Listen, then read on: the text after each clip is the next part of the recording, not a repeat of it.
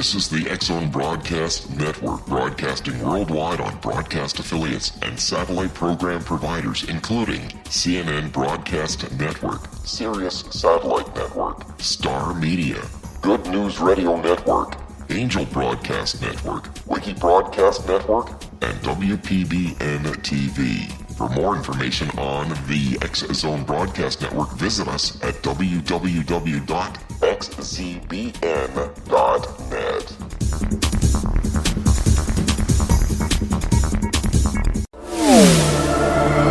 The X-Zone Radio Show with Rob McConnell is largely an opinion talk show. All opinions, comments, or statements of fact expressed by Rob McConnell's guests are strictly their own and are not to be construed as those of the X-Zone Radio Show or endorsed in any manner by Rob McConnell, Relmar McConnell Media Company, the X-Zone Broadcast Network, its affiliated networks, stations, employees, or advertisers.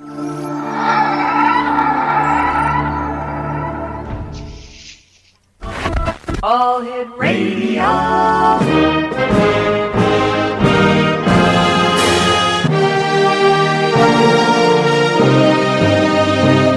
Welcome to the X-Zone, a place where fact is fiction and fiction is reality. Now, here's your host, Rob McConnell.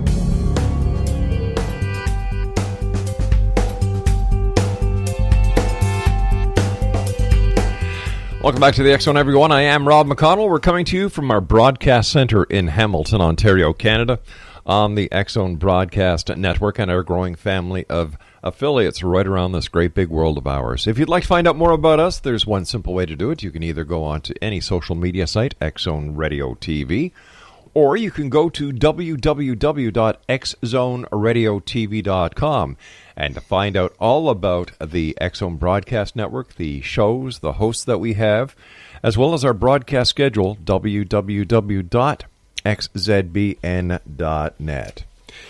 My guest this hour is a gentleman who has written a fascinating book. His name is Jim Willis, and the name of his book is Ancient Gods, Lost Histories, Hidden Truths, and the Conspiracy of Silence. Now, where do we come from? What are the origins of modern civilization? Do the world's pyramids, the Nazca Lines, Easter Island statues, and other enigmatic structures, archaeological wonders, and geographic anomalies bear evidence of ancient gods? While shifting through the historical and archaeological and cosmic evidence, Ancient Gods, Lost Histories, Hidden Truths, and the Conspiracies of Silence by Jim Willis probes the mysteries, history, science, stories, and myths, and the facts of ancient civilizations, lost technologies, past catastrophes, archetypal astronauts, and bygone religions to tease out the truth of our distant past and modern existence. So tell me, what really is the history, or how does the history differ from the history that we all know? This is a question that I'm going to ask our guest this very moment. Jim Willis is our guest. Jim, welcome to the X-Zone. Thank you, Rob. Before we begin, I have a long overdue thank you to the people of Ontario to issue. Why is that? It was back in 1968, 69, something like that. I made my first long-distance bicycle trip. Wow. And it was from Rochester to New York to Detroit, Michigan, and I had to go through Ontario. And I spent about 5 days bicycling from east to west across Ontario. I don't remember a lot about the trip, but I remember some absolutely wonderful people who really helped me out and who I would love to say thank you to. If there were any around who remember a crazy bicyclist on a red bike from the United States back in 1969, I want to say thank you. My goodness. And as the person speaking to you from the province of Ontario, we graciously accept your thanks and say, Jim, you are always welcomed with or without your bicycle. Thank you. I appreciate it. Hey, Jim, congratulations on a wonderful book. The people at Invisible Ink were kind enough to send me a copy, and I thoroughly enjoyed it. Thank you. Thank you very much. How long did it take you to write? About 40 years.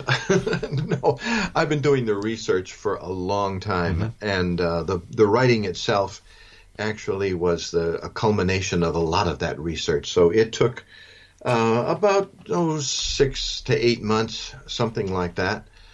And I had just finished it and turned it in and was just kind of coming up for air, so to speak, when the publisher called me and said that the advance sales were going well, and so he wanted me to write a sequel. So I plunged right into another one, which I just sent to the publisher in January, and I understand it's already has some pre-advance notices on Amazon, and it's being it's already on Amazon without a cover. I guess they haven't designed the cover yet, but that's scheduled for September 1st. So the two of them together, about a year, 14 months, something like that. Wow. But what this tells you is that people really want to know all about the hidden truth, what the man behind the curtain is really like, who he is, and where exactly we come from.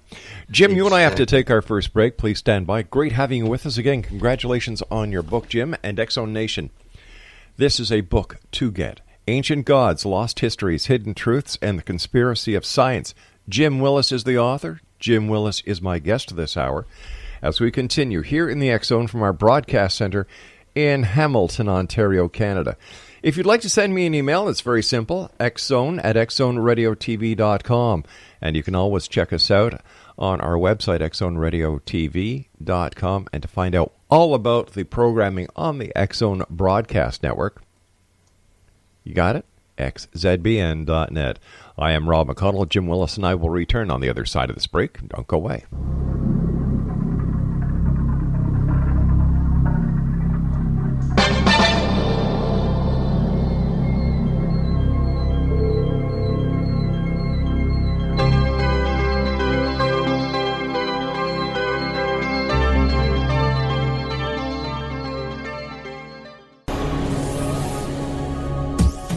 This is the X-Zone Broadcast Network, broadcasting worldwide on broadcast affiliates and satellite program providers, including CNN Broadcast Network, Sirius Satellite Network, Star Media, Good News Radio Network, Angel Broadcast Network, Wiki Broadcast Network, and WPBN TV. For more information on the X-Zone Broadcast Network, visit us at www.xzbn.net.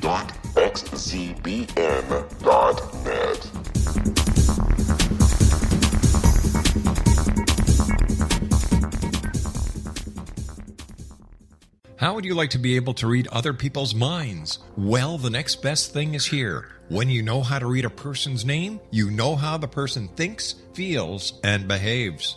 Each letter in our name holds a key to unlock our true essence. Our name contains both our gifts and challenges in this lifetime.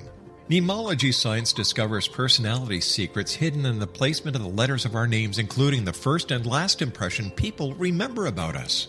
Sharon shows us how to interpret the arrangement of letters as outlined in her book, Know the Name, Know the Person. Sharon Lynn Wyeth created mnemology science after 18 years of research and testing her theories, and has supported thousands of people around the world in understanding themselves and others better.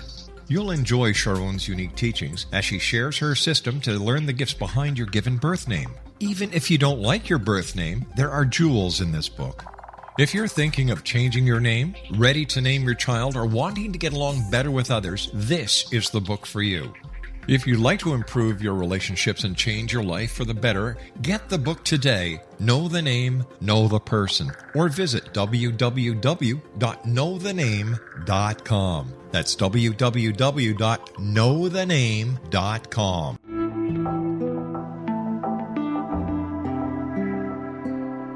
Take a step back in time and discover old Florida cuisine at Marsh Landing Restaurant in Fellsmere, Florida. Enjoy delicacies such as frog legs, gator tail, catfish, and swamp cabbage, or enjoy the more traditional cuisine such as hand-cut Angus steaks, ribs, and seafood. Join us for breakfast with a southern flair featuring sweet potato pancakes, biscuits and gravy, and much more. Planning a party? Marsh Landing's private dining rooms can accommodate groups from 8 to 80 people. While you visit, enjoy the historic pictures, artifacts, and stories that line the walls. Marsh Landing is truly a unique experience. Marsh Landing Restaurant, 44 North Broadway in historic downtown Fellsmere, or visit marshlandingrestaurant.com. Marsh Landing, Old Florida cuisine at its best.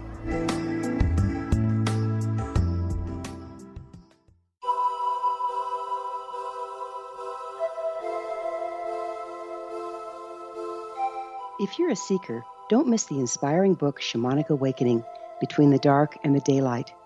This remarkable work chronicles shamanic counselor and indigenously trained dream decoder Sandra Cochran's 35 years of experience with diverse wisdom keepers throughout the Americas. Sandy's initiations across the British Isles, Turkey, Greece, and Egypt, combined with her knowledge of symbology, psychology, and myth, influence her dream blog and workshops.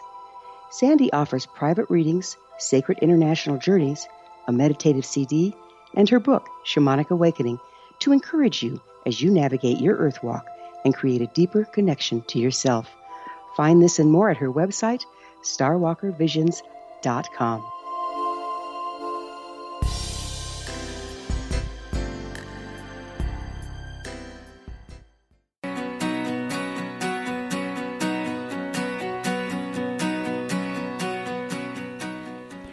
And welcome back. Jim Willis is my special guest, and as I was saying before we went to the break, Jim is the author of a fascinating book entitled Ancient Gods, Lost Histories, Hidden Truths, and the Conspiracy of Science. It's published by our friends at Invisible Ink, and Jim's website is www.jimwillis.net. Jim, where did your interest in ancient and hidden truths come from? I've heard it said that when you call someone on the telephone and get their answering machine, whatever they say, there are two questions being asked. Number one is, who are you? And number two, what do you want? And I think those two questions, who are we and what do we want, they have been with me since I was just a little boy. I took a lot of history courses, and back when I was going to school, history wasn't really too interesting because they taught a lot about names and dates and that kind of thing. And I always wanted to understand a little more about the whys and some of the questions. And when I began to study history, it seemed that as I went to school, I went through college and I took music school, so I took music history. And then I went to seminary and I took religious history, and then I had to take regular world history and American history. And there were all of these questions, all of these great enigmas that if you're really sharp, you can see that teachers want to shy away from them. And I began to suspect that there was something more. There was an untold story. And so all my life I've been looking for the untold story, and I found it in ways that just positively amazed me. They had to go into this book. So let me ask you a very simple question. Where do we come from? A simple question, Rob. Thank you. You should hear my complicated ones. After a lot of study, I've discovered that, number one, no one knows for sure. Of course, it's all speculation, but I've come to a pretty firm understanding in my own sense. And I think to understand that, you have to really go back to the beginnings of organized religion. That is, back into the time of Hinduism, back into the time of the shaman. Way back when? Before that, way back when. And I'm almost positive that anyone who goes back there and studies, for instance, early Hinduism, very early Hinduism, finds a belief system that understood that consciousness is the basis of existence. Now, the Hindus didn't call it consciousness. When they began to write this stuff down 5,000-6,000 years ago, it was already ancient. They didn't call it consciousness. They called it akasha. And it's the idea that consciousness wants to take on form, wants to take on shape, wants to take on experience.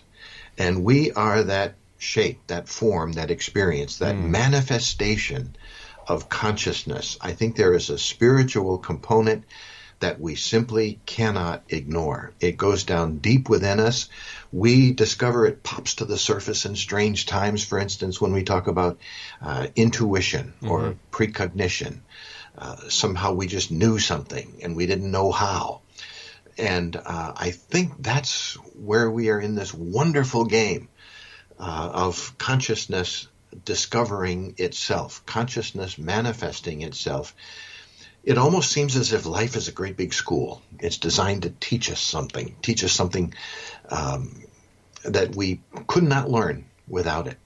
And I found that a very comforting thing. Now, you have to remember, I still am an ordained Christian minister, so I find my spiritual identity my whole life within Christianity. Well, let me ask you this, Sorry, since you brought up the religious aspect. Why do we still need a religious philosophy to follow in such a technological age? Is it possible that we as a human society have evolved past religious philosophies, and that religious philosophies can actually keep us behind the eight ball instead of allowing us to proceed further? I think it depends on what we call religious philosophy. Religions, well, quite frankly, religions develop a crust, and they develop dogma and doctrine, and religions themselves can really box us in. I discovered this myself 7 years ago. After 40 years in the Christian ministry, I retired, and I moved out here to the woods of South Carolina with an agenda. I had learned about God, and I hesitate to use that word God. I know what I mean by it, but when I use the word, it's very difficult for me to know what other people are hearing me say, because everybody has their own definition. But I had learned about God, about theology, and I was seeking an experience of the reality behind the religion, the spirituality behind the religion. And little did I know that it was going to happen. We came out here, my wife Barbara and I came out here to live in the woods. We came out here to get away from people. We came out here to go on retreat. We wanted to spend 24 hours a day, 7 days a week, experiencing and trying to break through and understand that question about who we are. And lo and behold, it took a long time. We go days sometimes without hearing anybody or seeing anybody. Right. Our life is really slowed down. And it takes that. A couple of weeks ago, I said, Barb, is this Tuesday? And she says, I'm not sure, but I'm fairly sure it's March. That's about all we know about it. We deliberately have sought that experience of the supernatural.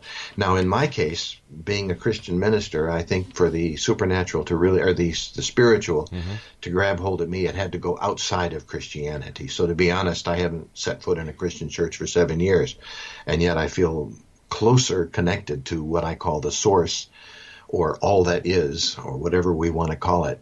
God is a good word, but... Well, wouldn't it make sense that we are all feeling closer to the source if we just take a good look at it, since in the Bible itself, in Genesis, it said, and God said, let us create man in our image, our likeness. Therefore, if we are created in his image, his likeness, then we ourselves are like God. Exactly. Yeah. Exactly. And we're searching for the answer. There used to be an old parlor game. Excuse me, but are we searching for the answer, or does the answer perplex us? Oh, I think both. I think both. Matter of fact, maybe we're not even searching for the answer as much as the answer is searching for us. Yeah, true. There was an old parlor game called 20 Questions. Did you ever play that as a kid? No, I was a spin the bottle guy. Oh, a person would leave the room, and everybody in the room would pick something in the room, and they would decide what it. And then the person come back, and he had 20 questions to figure out what the object was. And if he was really clever, usually within 20 questions, he could pinpoint a specific object. Now, take that particular game and change the rules a little bit. The person leaves the room, and everybody else in the room decides that they're not going to pick a single object, but they are going to answer every question honestly based on their answer to the last question. So the person comes back into the room and he begins to ask the questions, and the questions come flowing, and the people in the room answer the first question, and based on that answer, they answer the second question. So at the end of the 20 questions, one object is still identified, but when that object is identified, everybody in the room finds it at the same time. Yeah, that sounds like the confirmation hearings for the Attorney General, Jeff Sessions. Something like that. Yeah. And we're looking for that answer. And I think that's what we're searching for. And at the same time, although nobody knows what it is, we are all part of the game. And we are all an expression, a manifestation of the spiritual aspect of Akasha or of consciousness. Okay, now so that's when great. we all discover it together, we can all say from one supernatural being to another, welcome to the game. All right, but in a world of reality, is there place and time for all this soul searching? Do we really need to discover the answers to the philosophical questions that are being asked? And how will they improve us? And how will the answers improve our daily life and our tomorrows? I think probably a lot of people are very happy not looking into it. I would say the vast majority. Yeah. And to them, I simply say, you're living a good life. You're happy. Yeah. Fine. Go ahead. Live your life. But I think there comes a time with a certain number of people anyway when that simply isn't sufficient. And so when you say, is there time in this world of reality? Again, I think we have to look at the definition. What is real? Well, let me answer that as I see it. Paying the bills, making sure my family is well, making sure that my future is secure, taking care of my wife, making sure that my friends are taken care of, doing my best to be an asset to society instead of a hindrance. That's my world of reality. Yeah. In one sense, that's what reality is. Yeah. In another sense, in again, going back to the Hindus, they would say that although that feels very real, it is that is really the illusion. But that's the world we're living in, so we have to live in that. But isn't it possible as well? Isn't it possible? Isn't it possible as well that all these different religious philosophies, even going way back to the time of the Hindus, and they're starting their way of looking at consciousness differently as a way to try and understand the world around us through a very limited scope of the world. Like there was a lot of if the great books of the world were to be written today with all our knowledge of science, quantum physics, chemistry, mathematics, astronomy, would they be such awe-inspiring? For example, the Bible. Would the events in the Bible, if we investigated them today with our knowledge of today and we looked at them through the eyes of today instead of taking the word of many who, once again, had very limited knowledge of the real world, would they be as significant as they are to some people today? I don't think so. In one sense, I have to agree with you. I think you're right. In another sense, I go back to read the Bible now. And remember, I've taught the Bible my whole life within a certain framework.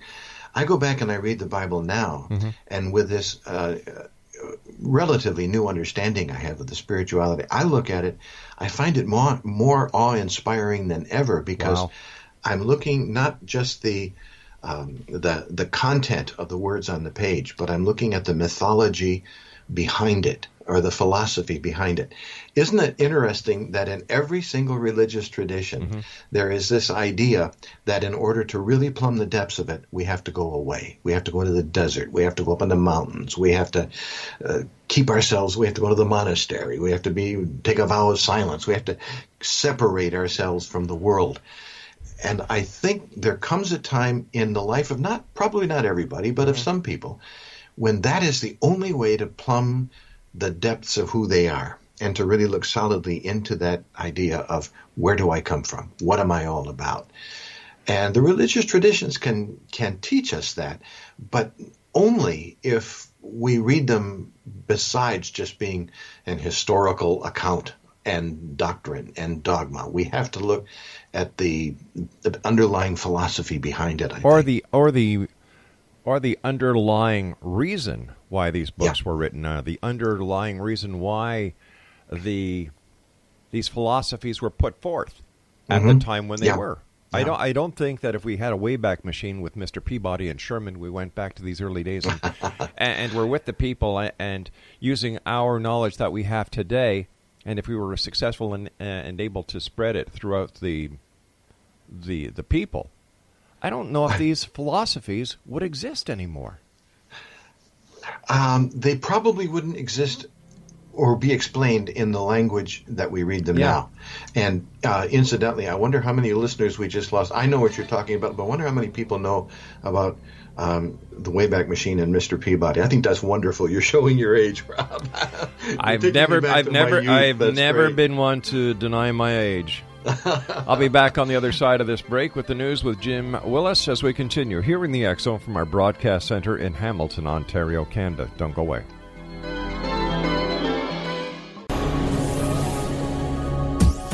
This is the X Zone Broadcast Network, broadcasting worldwide on broadcast affiliates and satellite program providers, including CNN Broadcast Network, Sirius Satellite Network, Star Media, Good News Radio Network, Angel Broadcast Network, Wiki Broadcast Network, and WPBN TV. For more information on the X Zone Broadcast Network, visit us at www.xzbn.net.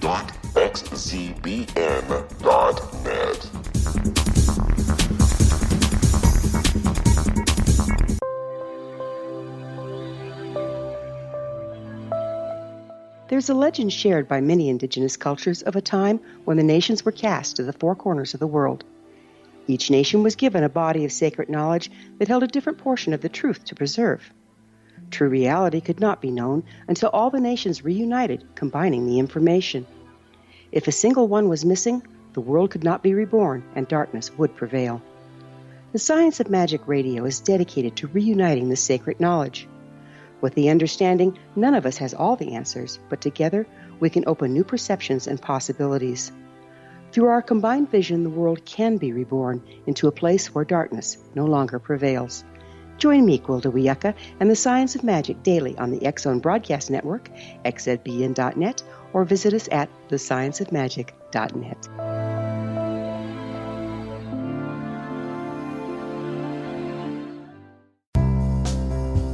Gibbs A. Williams, Ph.D., is a practicing psychoanalyst, supervisor, researcher, and author in New York City. Much of his life has been dedicated to understanding nature and the uses of meaningful coincidences or synchronicities. His radical and original non-Jungian, non-mystical, non-magical theory of synchronicities illuminates much of the fog surrounding this challenging and perplexing topic. His ideas and manners are fresh, presented in a style that is both entertaining and highly informative. He is also an expert on crisis intervention, specially focused on violence reduction for the police and citizens, mastering anxiety, frustration, and stress without the use of medication, and effectively preventing and treating heroin addiction. Dr. Williams can be contacted at his email address at gwwilliamsny11@aol.com or visit his website at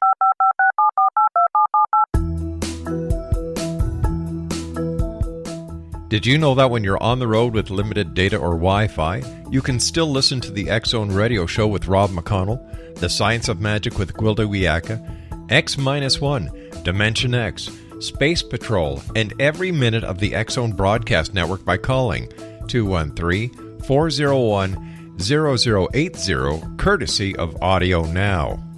No smartphone, app, or internet needed. It saves your data plan and it's free if you have unlimited minutes. Call 213-401-0080 to listen on any phone, anytime, anywhere. Remember 213-401-0080 for the best of the paranormal, parapsychology, and sci-fi radio programming anywhere, 24/7, 365.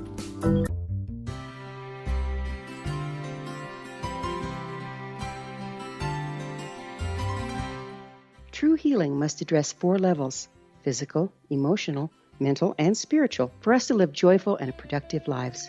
We tend to treat 3 of the 4, leaving the spiritual languishing. If you're tired of the same dysfunctional patterns cropping up in your life, Soul Balancing is for you. Trixie Phelps, owner and founder of Soul Balancing, is a naturally gifted energy healer trained in numerous esoteric forms, including shamanism. Trixie has created a powerful modality that safely and effectively clears your energetic field. A soul balancing session can remove interference, heal trauma, and restore your hope.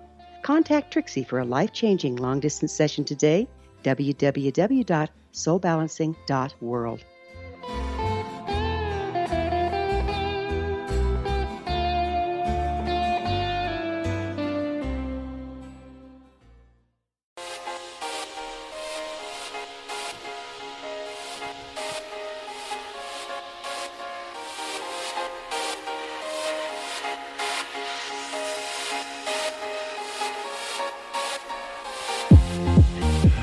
Welcome back, everyone. This is the X Zone. I am Rob McConnell. We're coming to you from our broadcast center in Hamilton, Ontario, Canada.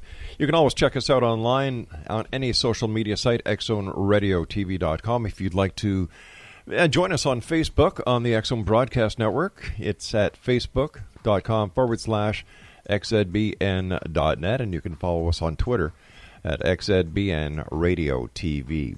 Jim Willis is our guest. His website is www.jimwillis.com.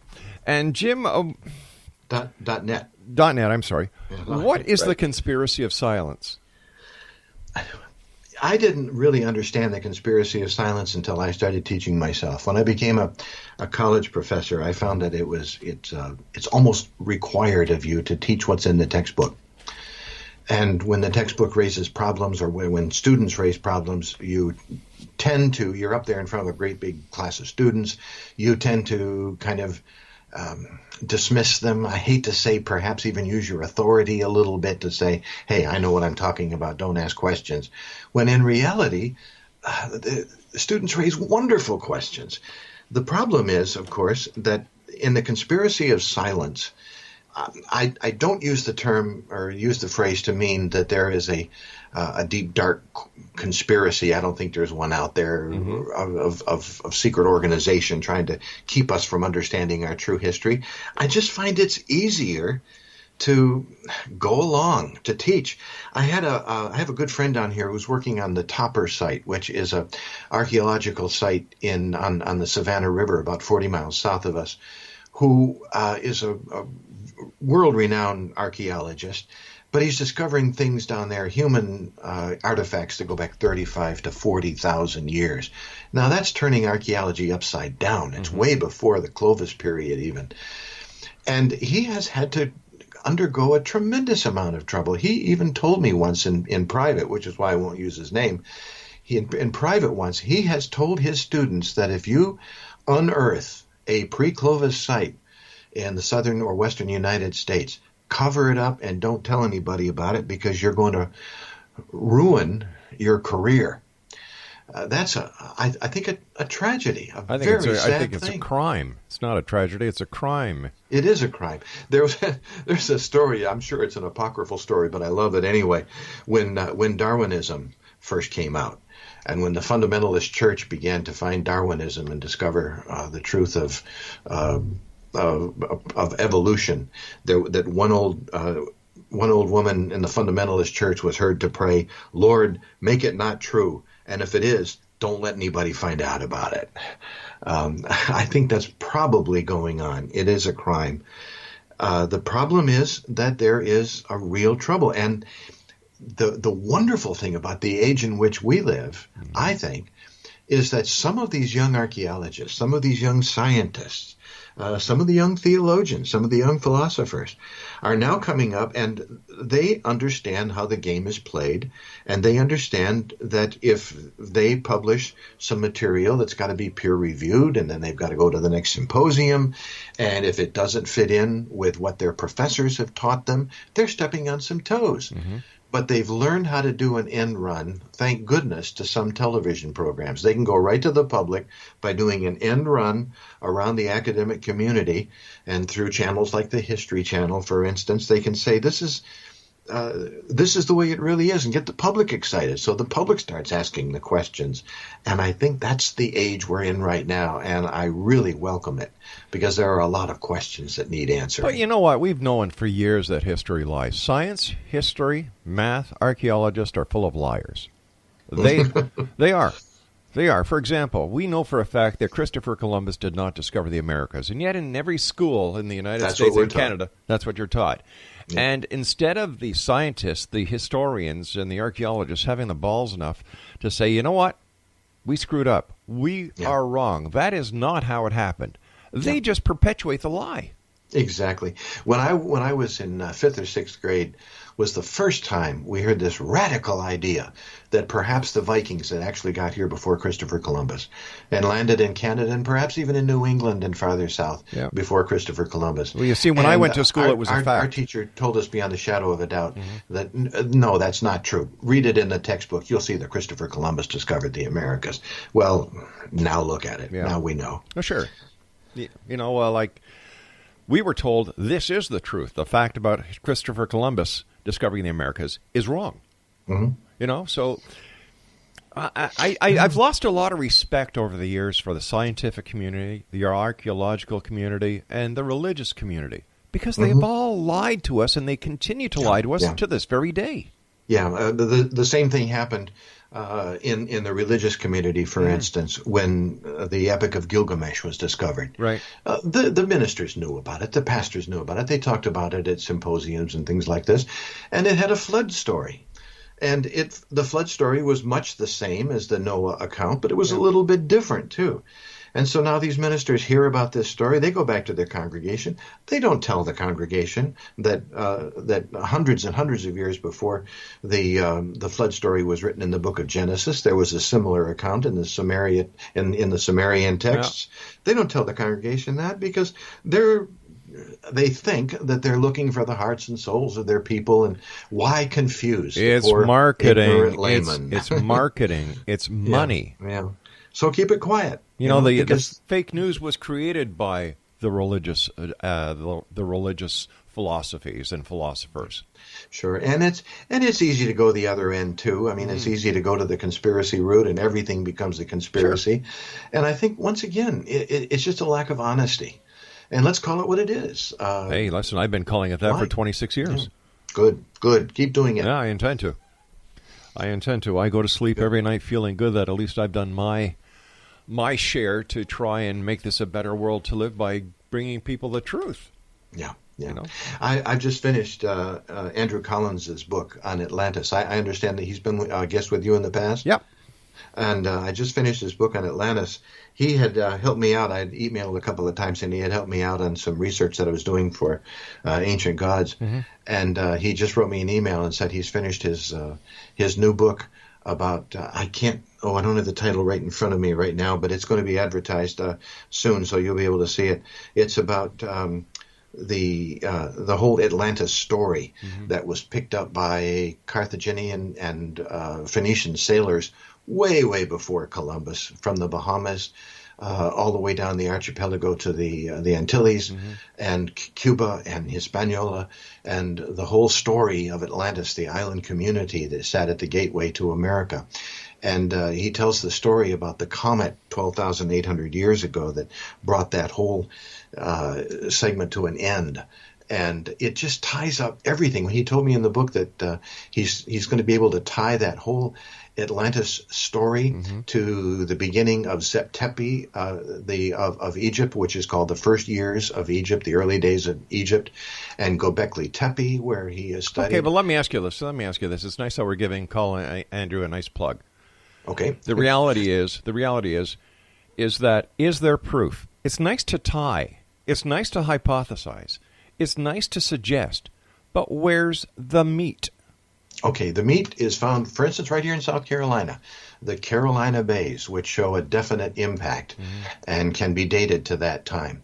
The meat is also found in the end of the Clovis period and the end of the. Oh, I'm not talking about the comet. I'm not talking about that. I'm talking about the claims where he can tie everything to Atlantis. Oh, well, I don't want to say to Atlantis necessarily, to the Atlantis story. Plato calls it Atlantis. We have no idea what the civilization called itself. Yeah. But there was certainly a civilization that existed in the area of the Caribbean at that time, and the archaeology is there. And, of course, the dates are so significant, and the stories. There are three areas of evidence that can tie all these things together and bring the meat. Number one is all of these enigmatic stone structures that exist from the Americas all the way to Europe and all the way into India. We have the stone structures. They're real. They're there. They were built with a technology that we don't understand. We couldn't even do it today, some of the things that they did. But we also know that throughout history there's been lost technologies. So it may be something that we knew how to do that for one reason or other we don't anymore. Yeah, exactly. I understand. Listen, hold on here. Whoa, slow down. Oh, okay. Slow down. I get excited about I know you do. There's nothing wrong with that. But I got to get a few words in as well. Yeah, okay. Okay. So when we're looking at the big picture, okay, it's nice that archaeologists are doing everything to bring forward the truth. But once again, my question is, how will this help us in our daily lives today? How will this help us in the future?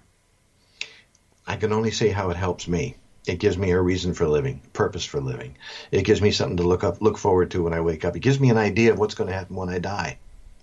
But how do we know for a fact we know what's going to happen when we die? When we die, there are so many different theories out there put forward by people within the metaphysical community, the New Age community, the new religious communities, that, once again, is it just a matter of self-satisfying our own need, or is it going to help humanity? I'd rather work on something that helps everyone instead of just helping myself.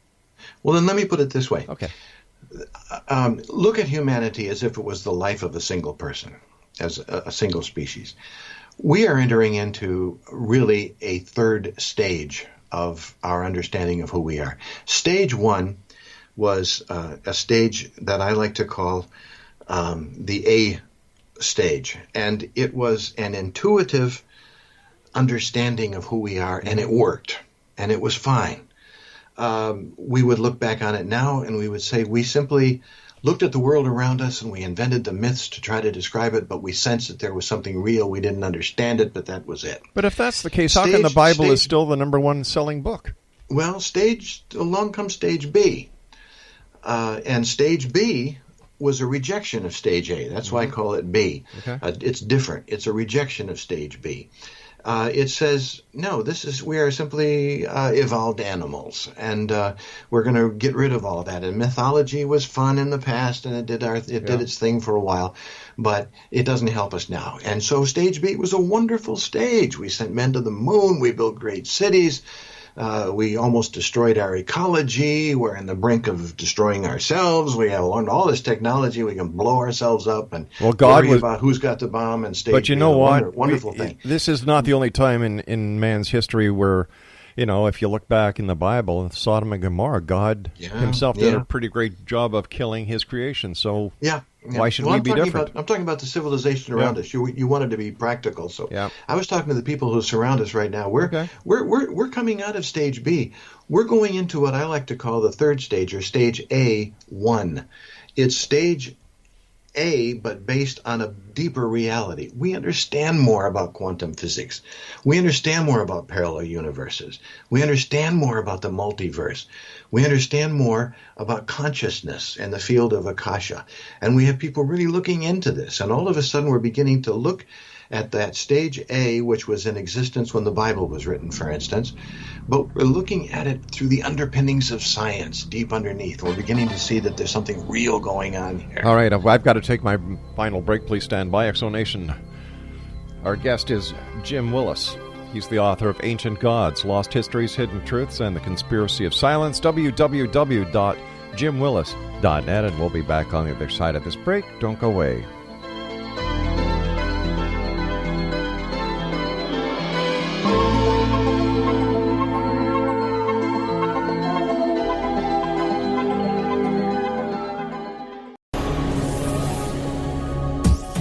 This is the X-Zone Broadcast Network, broadcasting worldwide on broadcast affiliates and satellite program providers, including CNN Broadcast Network, Sirius Satellite Network, Star Media, Good News Radio Network, Angel Broadcast Network, Wiki Broadcast Network, and WPBN TV. For more information on the X-Zone Broadcast Network, visit us at www.xzbn.net.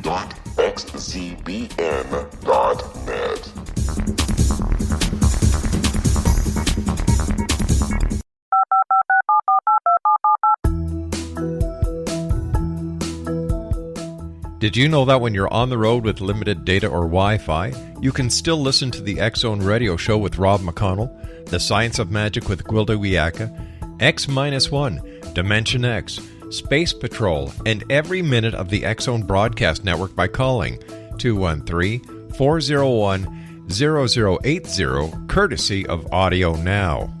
No smartphone, app, or internet needed. It saves your data plan, and it's free if you have unlimited minutes. Call 213-401-0080 to listen on any phone, anytime, anywhere.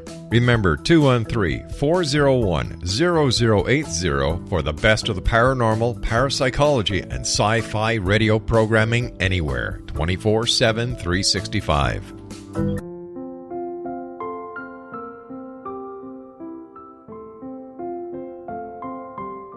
I am Dr. Carl O'Helvey, founder, president of a new cancer foundation focusing on evidence-based physical, mental, and spiritual interventions, including natural cancer cures, prayer, meditation, affirmations, nutrition, and other related holistic cancer prevention and cure modalities. These are used in cancer education, research, and financing care. I ask for your help to continue this important work by donating at www.holisticcancerfoundation.com.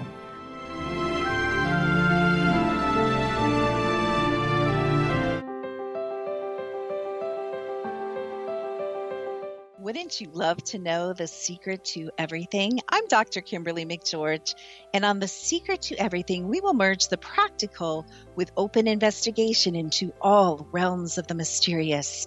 We will talk to cutting-edge alternative health practitioners, those who inspire and motivate you in business and life, and of course, we will share stories of the paranormal, conspiracy, and cryptozoology. You will transform because of the frequency I carry, the frequencies my guests carry. Life may never be the same after you listen to this program, for the secret to everything is for you, the listener, for those who desire more in every area of their lives and believe that it can still be found. Listen and discover thesecrettoeverything.com.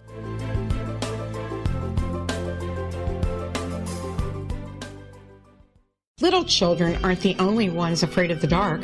Millions of soldiers return from war zones with PTSD, anger, frustration, fear, and loneliness, much of which surfaces during the darkness of the night.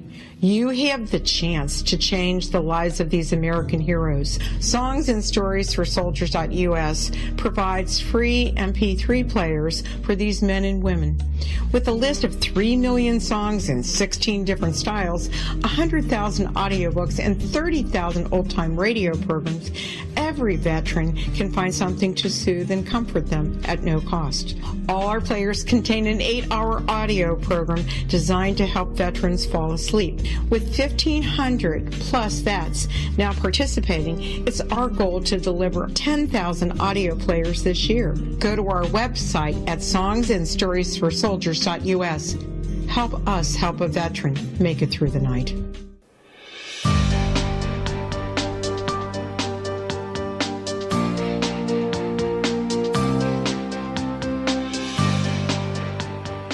Welcome back, X-Zone Nation. This is the X-Zone. I am Rob McConnell, coming to you from our broadcast center in Hamilton, Ontario, Canada. Don't forget, the X-Zone TV channel will be making its debut this June the 1st. 7/24/365 television channel dedicated to the topics that we discuss here in the X-Zone. New Age, paranormal, parapsychology, all the topics we discuss will be available on several of the programs that we ourselves have produced over the years, and that'll be at xzbntv.net.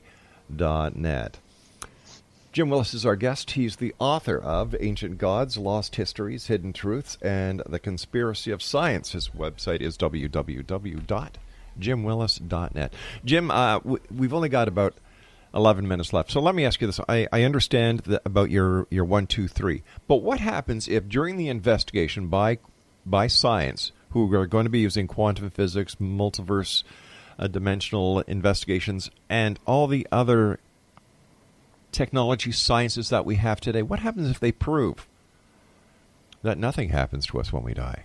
We just cease to exist. There's nothing more. I don't see how they could possibly prove that. I can only speak about my own personal experience. Sure. And I have had out-of-body experiences, for instance, that are not only tremendously convincing, but they change from... Well, let's put it this way. A lot of us live our lives believing in something or trying to believe in something, even though Mark Twain once talked about a Sunday school kid who said, faith is believing in something you know ain't so. A lot of us believe in something, but there's a difference between belief and knowledge. And once you've experienced something, once you begin to know it, once you've had the experience of seeing beyond this life, it changes your life totally. It makes you a more compassionate person, makes you a person more loving. It makes you just simply more accepting, happy, less stressful.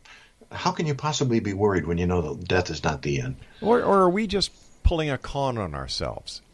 I think that all the time, and when I have an out of body experience, I know it's real, and it's come to the point where I can even say at the time, in a couple of minutes, I'm going to come back into the body, and I'm going to be questioning it. Within a couple of minutes, I'm going to find a perfectly good Freudian explanation for all this. But I've simply had too many examples of synchronicity, too many examples of being on the other side, and now I can kind of laugh at it. My wife, in many ways, is much more spiritual than I am. She's a real right brain person. I'm a left brain person, and I'm always got to analyze everything and think about it all the time.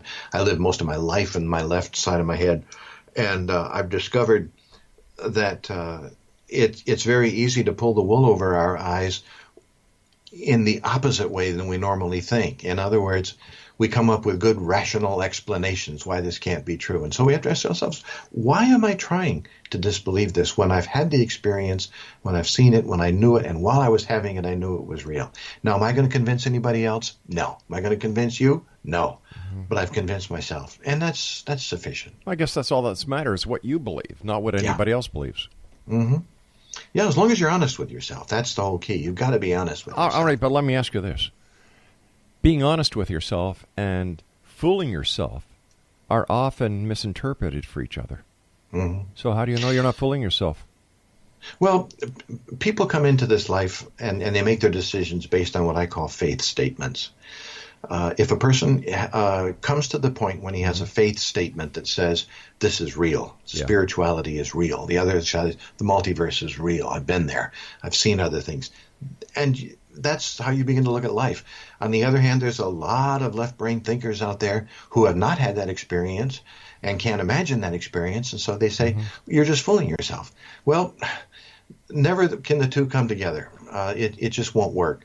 East is east and west is west. But isn't it a fact that people who believe in out-of-body experiences, who believe in life after death, existence after death, the ability to communicate with the other side, have all faced a crisis in their lives? And that it was this crisis. I never faced what I would call a crisis in my life. Well, did you? Maybe the crisis was the wrong word.